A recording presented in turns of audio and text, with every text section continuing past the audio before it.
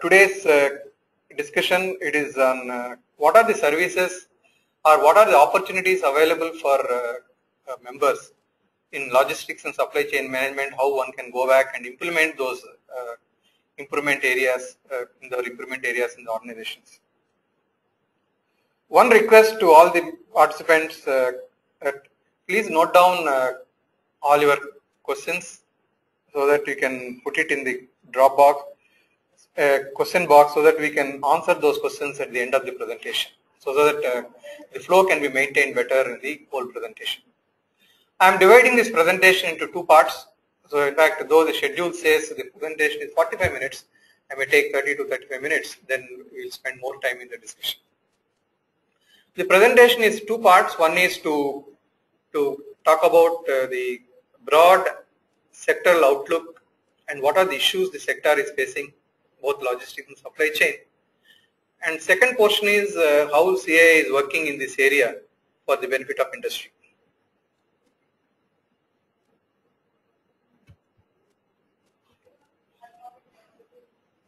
Not this one. See, the background is that CAI has various centers of excellence dealing with various subjects. They are placed across the country. In fact, the first one and foremost important, of course, is the quality. So the CAI Institute of Quality is in Bangalore. So we can see the list of 10 centers of excellence are there to deal with various subjects and various locations in the country. The fifth one, what we are talking about, where we are going to spend more time, is the CAI Institute of Logistics today. What are the services and how the members can take benefit of these services? Before going further on what CAI is offering and what CAI wants to do in this area, I would like to give a background for the next 5-6 slides about this logistics and supply chain sector. Of course, the definition of this logistics and goes is how one can manage the flow of goods and services between the origin and the point of consumption in order to meet the requirements of customers at various levels. That means it involves various subjects to get integrated. It is one important thing is information. Second thing is how we transport the goods. How do we manage the flow through managing certain inventories at different levels? What is the role of warehousing? It will be part of this integration. Material handling is very important. Packaging, security. So many issues will get integrated when you talk about the logistics as a sector.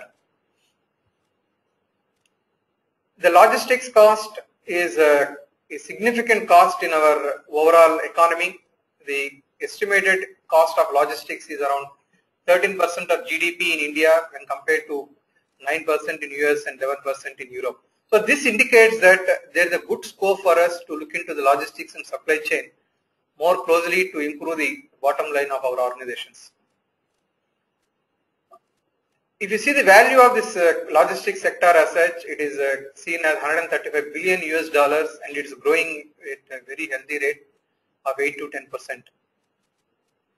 10%. Some of the issues we are facing apart from infrastructure requirements is the human resources requirement is extremely important. What we see to maintain the same level of growth of economy, we are talking about 6 to 8%. By 2015, the number of the resources required, human resources required, increase going to be from 7.3 million to 25 million at various levels, including the blue collar jobs, white collar jobs, everything.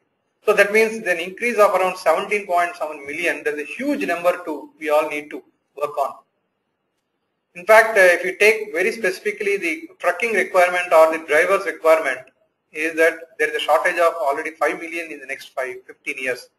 So already truck manufacturers and there is various institutes working towards the training for the drivers, etc. So this is one of the issues the logistics sector is facing apart from the infrastructure like road, rail, sea and ports and the airports requirements. Another challenge for this sector is that the logistics as a sector, only 20% of the sector is organized and more than 80% is unorganized. So that means there is a huge work, huge work we need to do across the country in terms of bringing the efficiencies and effectiveness across the sector. So a lot of awareness and a lot of improvements and better utilization of technology is the need of the hour for this sector. Growth, of course, I need not have to emphasize, we are growing, we need to grow even better. Growth rate of 6% over a decade and 8% for the last 3 years is a significant growth when compared to several countries across the globe. Coming specifically on the logistics sector, as I mentioned that we have crossed 100 billion as per this sector, and the growth is more than 9%. What is required for this logistics sector growth is two parts. One is, as I mentioned, heavy infrastructure investments are required in terms of all 4 types of infrastructure: road, rail, port and airports, and including the cold chain. That is where a lot of investments are going to happen with the FDI coming in retail. There are so many good things are happening in terms of emergence of third-party logistics and fourth-party logistics coming into picture, because it is seen as a value-added service by industry now. And I also mentioned one of the challenge here is to bring good human resources in fold. I will use few more slides to put a picture. What is happening on the roads, railways, etc. Of course, we are going to load this presentation after this webinar is over. So please bear with us if certain letters are not clear to you. In fact, the second largest road network we have in the world, that is something like 3.34 million kilometers, and good amount of expansions are happening in the highways. 2 have become 4, 4 are becoming 6 lanes now. Free transport sector is towards organized and consolidated market. As I mentioned that the more towards 3PLs and 4PLs are happening in the picture, that brings more organized players coming into this road transport is a very good sign. 33,000 kilometers of national highways are going to be upgraded in the coming years. 3,10,000 kilometers of rural roads are being developed. There is a very, very key point, because we are talking about the last mile connectivity that comes from this rural road connectivities. Good thing, encouraging thing coming to the roads is 100% FDI is allowed in the road projects. So there are already good models, PPP models are in place to improve the roads. Rail, I think a lot to be done. 10,000 kilometers of new railway lines are in working. There are good amount of opportunities to work in the railways also. Ports, I think the major and the minor ports are are also picking up very well. 67% of the traffic still goes through the major ports. The rest 33% goes for the minor ports. We can see the numbers. What are the numbers we are talking about?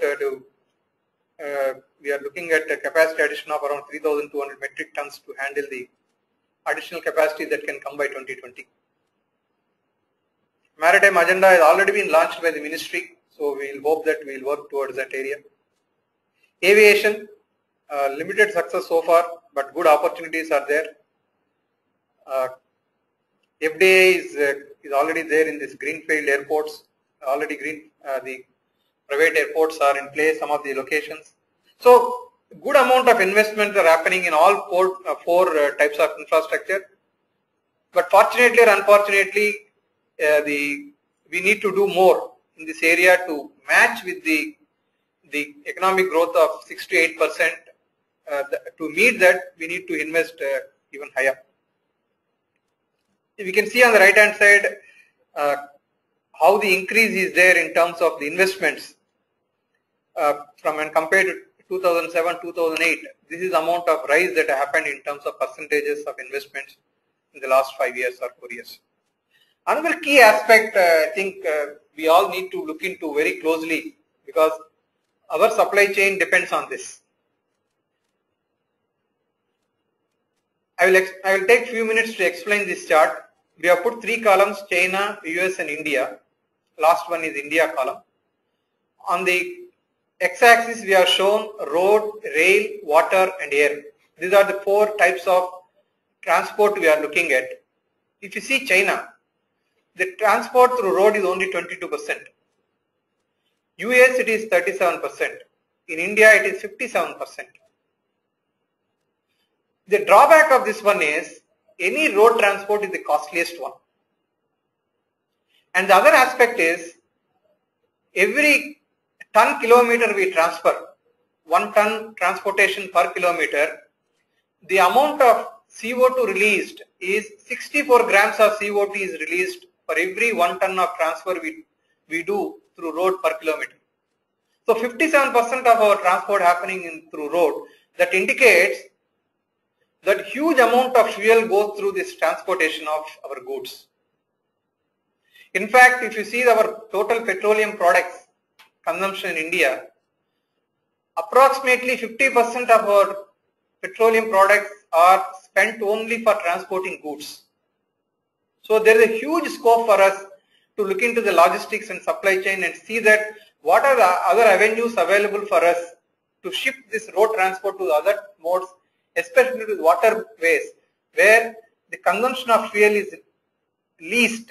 If you see the same comparison, for transporting 1 ton per kilometer of goods through waterways, the consumption of CO2 reduces drastically from 64 to 15. So that means the fuel consumption is hardly 1/4. So this is the amount of scope we have. Suppose if we move from road to rail, the consumption comes down by 50%.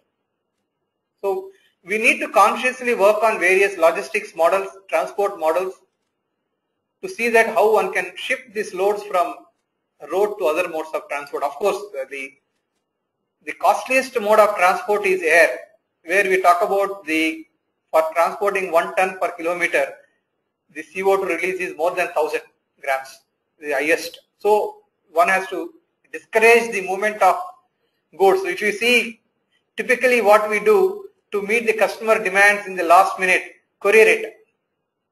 Courier it. That means we are trying air courier. So we are trying to shift our transportation from one mode to the highest mode is air.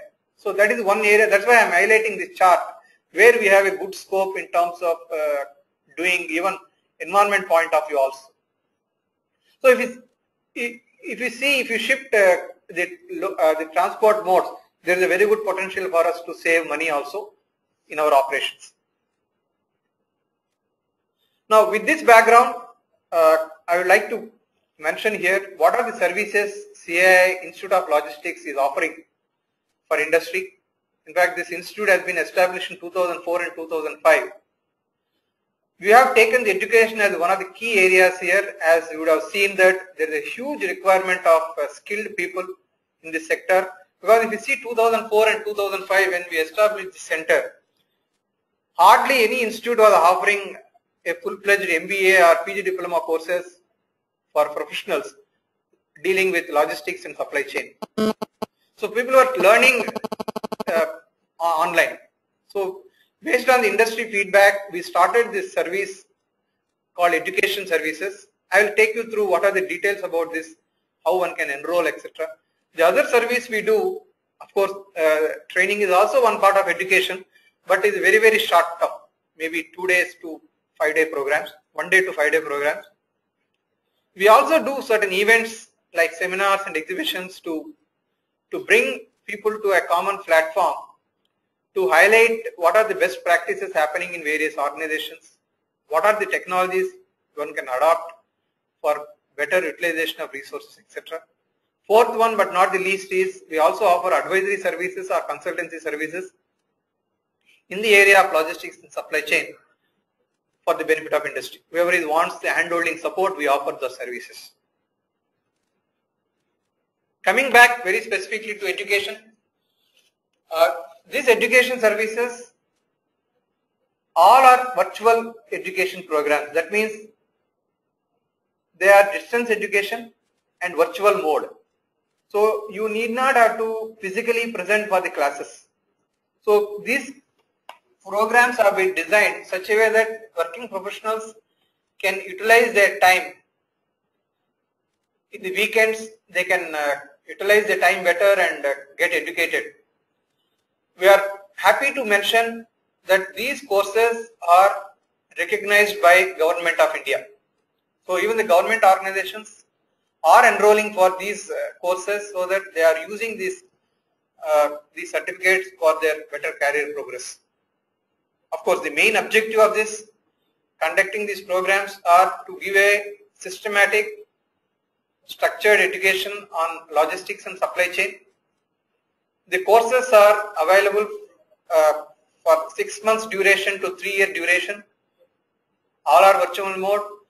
Only physically we need to come to centers across the country. Centers are available to come down and for writing the examinations. Otherwise, everything through online.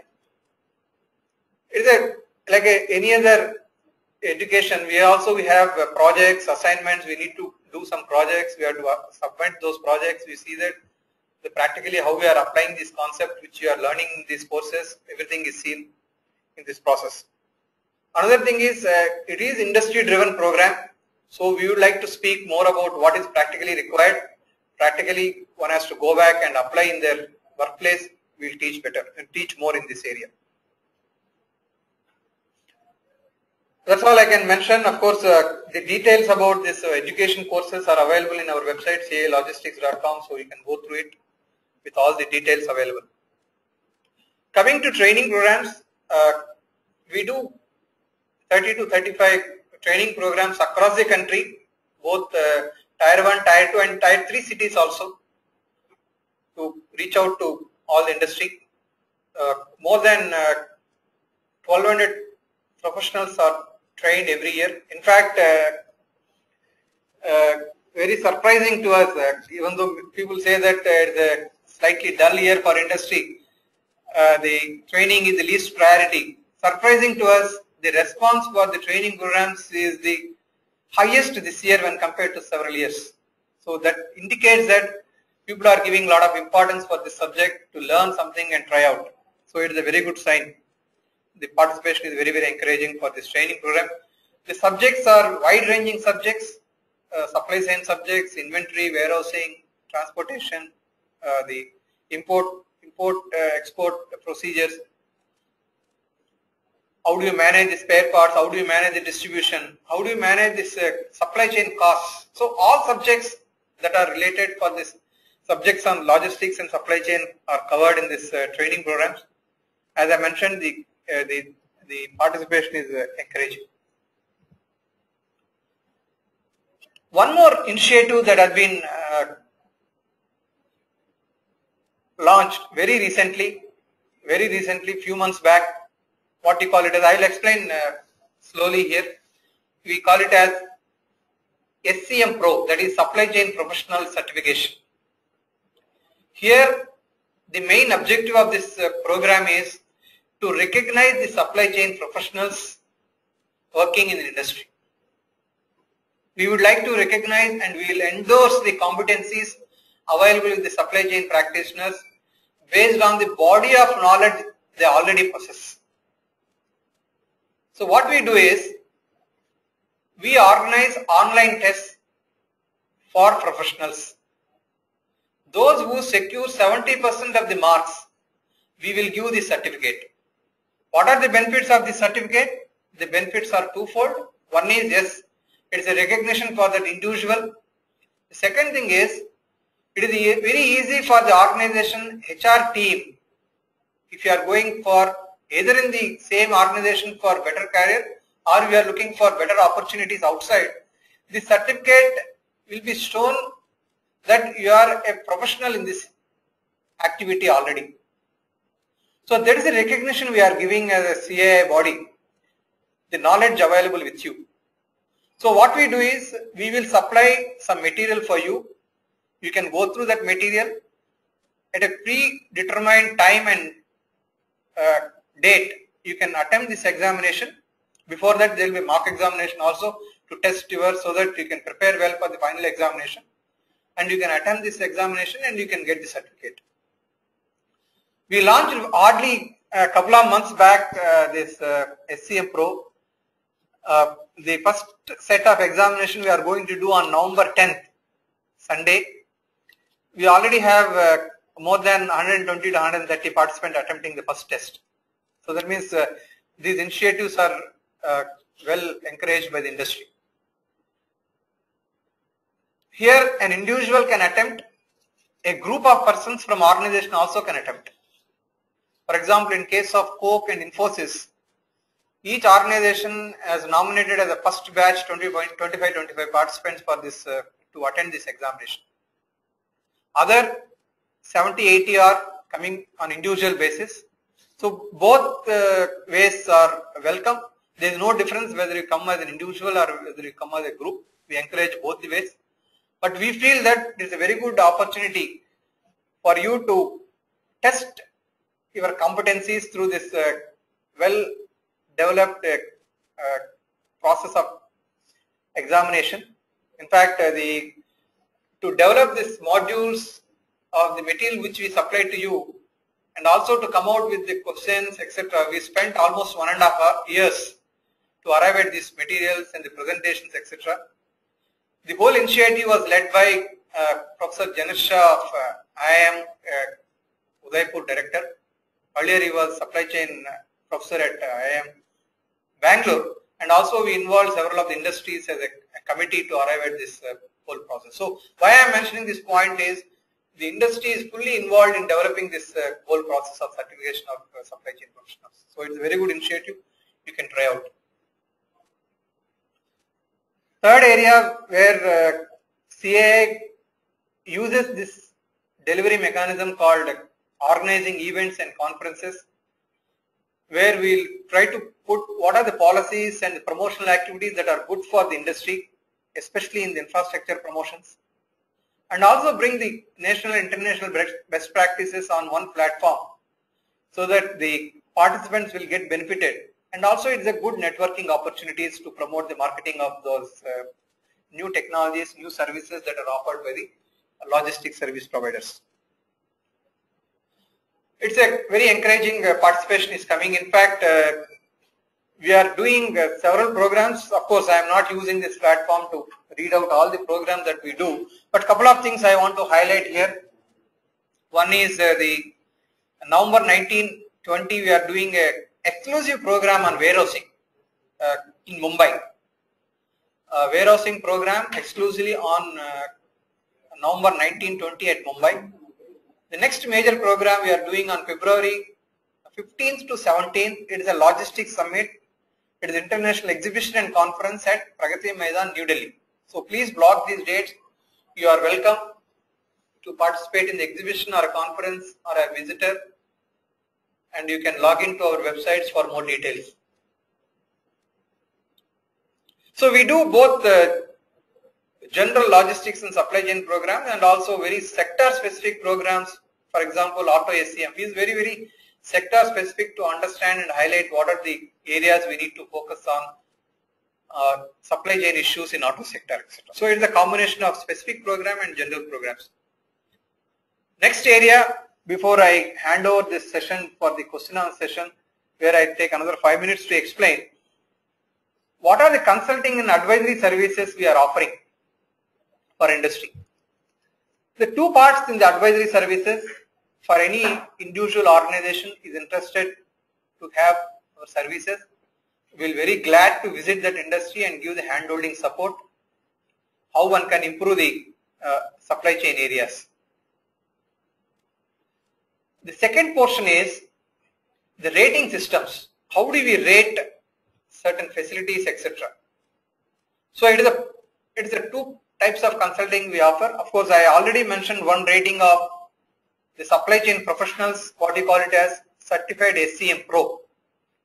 The second type of certification we are giving is certification of warehouses, the certification of the facilities that are available in the warehouses. Of course, the another way of giving advisory services, we call it as a general word, we call it as consulting services for the industry. So these are the services we are offering under this services. It's not displayed there. Doesn't matter. Yeah. Consulting engagements are end-to-end As we know, the supply chain is end to end, starting from the procurement to the distribution and the end place. All are part of our consulting services or advisory services. We have reasonably done good work, and not only for individual organizations, we also do certain studies for the whole sector. What are the initiatives we need to take up in the sector? We have done some World Bank studies, and recently we completed a study for understand the shipment efficiency in the country. In the coming months, we release that report for the available for the industry. How we are going to look into the shipment efficiency across the supply chain, starting from the way we pick up, finally how it reaches to the final customer, how the various infrastructure players are playing their role, etc. So the areas of consulting are, of course, you have to bear with me, the letters are small. End-to-end supply chain is available, starting from planning and exim procedures, location of the distribution centers like warehouse, how do you do it, what are the various logistics and supply chain models available to match with various requirements. As if you recall our earlier slide, there is a good scope from moving from one transport mode to another transport mode and to save a certain lot of resources. For example, a small example, if you are looking at rail transport, very crude way of, we can say that minimum 400 kilometers required to make it a viable option.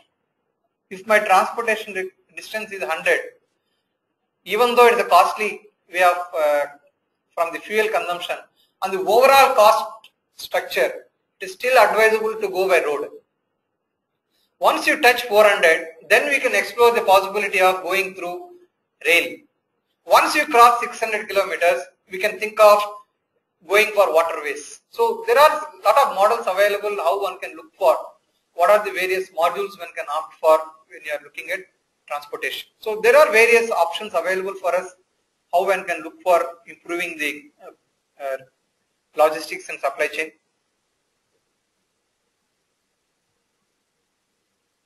And of course, the reverse logistics is also a very important area. We are talking about one more rating system I mentioned earlier. It is a warehouse rating system. We brand it as Varex. There are various grades available as you see in the picture.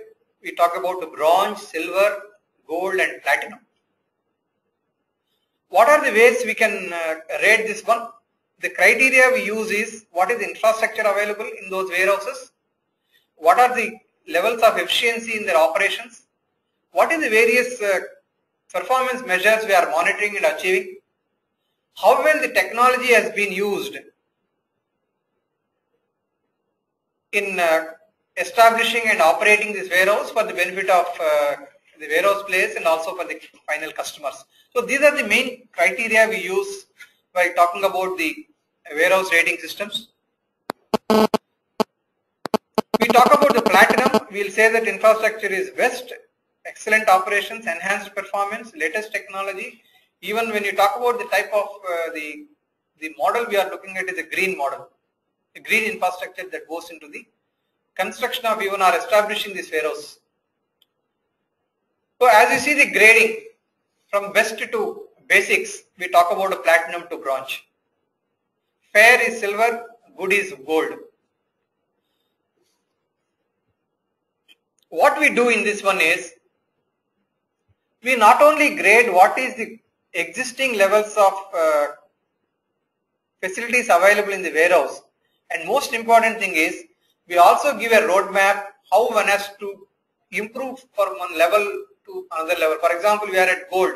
What are the things we need to do to go to the next level called platinum? The benefits are plenty. One can see the internal improvements opportunities when you are moving from one level to another level. If you are in the business of providing warehouses for the industry, then this rating becomes a marketing tool for you to say that you have achieved highest level of rating, so that the customers can easily see that what type of warehouses they can opt for. So it is a very good marketing tool, the warehouse rating system, and also good opportunity for improving the existing operations to the next level. So it is a dual benefit is there. We can go for Varex rating system to understand the warehouse improvements opportunities. I already mentioned earlier, the skill is a huge area we all need to work. We are talking about the gap of 17 million people that is required by 2015. And CII has taken up the responsibility of providing all the possible soft support to give this skilled manpower. You may be aware that there is a National Skill Development Corporation. It's a Government of India body. It is again private government partnership there. As a nodal agency for skill development across the country, is promoted by Finance Ministry, Union Finance Ministry. One of the activities that NSDC has taken up is forming sector skill councils for various subjects. What is the role of the sector skill council is to bring standards and provide all the soft infrastructure for any individual entrepreneur and organization to set up skill centers. So CII Institute of Logistics has taken up the initiative of setting up sector skill council for logistics. In fact, in CII there are two sector skill councils. We have taken the responsibility right now. One is healthcare, second is logistics. The logistics sector skill council is promoted by CII Institute of Logistics. We are happy to say that on September 26, our proposal to establish sector skill council has been formally approved by NSDC. So we are going to start these activities, which can bring a lot of standards in the way this skill has been imparted in the country, the way one has to look for the roadmap for individual to move from the lowest level of skill to the highest level. For example, if we take several developed countries, even forklift operator is eligible to apply for CEO position in the organization if he crosses certain levels of skills. So it is a vocational managerial skills roadmaps will be developed for different levels in the organization, so that an individual entering into this vocational training and getting into skill activity, the person can see that what are the opportunities available in this career growth. So we want to position, or we want to bring good image for various types of skill jobs that are available in the logistics. For example, CII Institute of Logistics would like to take up one more initiative very shortly to bring the image of the skilled people. I think common skilled person we can immediately comes to our mind in our sector is driver. How do I improve the image of a driver? Slightly deviating from the subject, I don't think any type of the person doing a job, a police person cannot come and hold a collar. Only for a driver, police has that guts to come and pick up a collar, because the image of the drivers is low. We want to change the picture through this initiative to see that the image of this our skilled people, drivers and other types of skilled labor available in our sector, the image is seen at higher level. Then only more and more people will come to our sector to take up the skilled jobs, so that we don't see the gap in our requirements. So these are some of the few initiatives our Logistics Sector Skill Council and CII would like to pick up. I already mentioned the type of CO2 emissions that we see in different modes of transport: road, rail, sea and air. Best is waterways, worst is airways. So we would like to promote green logistics, so that we try to move from green way of transporting materials, so that we can also save some fuel for the country and also better environment. So these are some of the areas we have been working. Thank you for your patient listening. We are open for answering some of the questions you have posed. give a few moments. We'll open the box. Already there.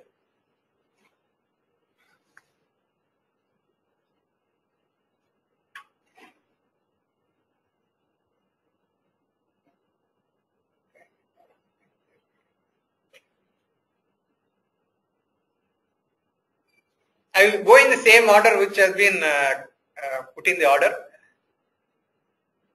Many participants. Okay. Can someone apply for November 10th exam?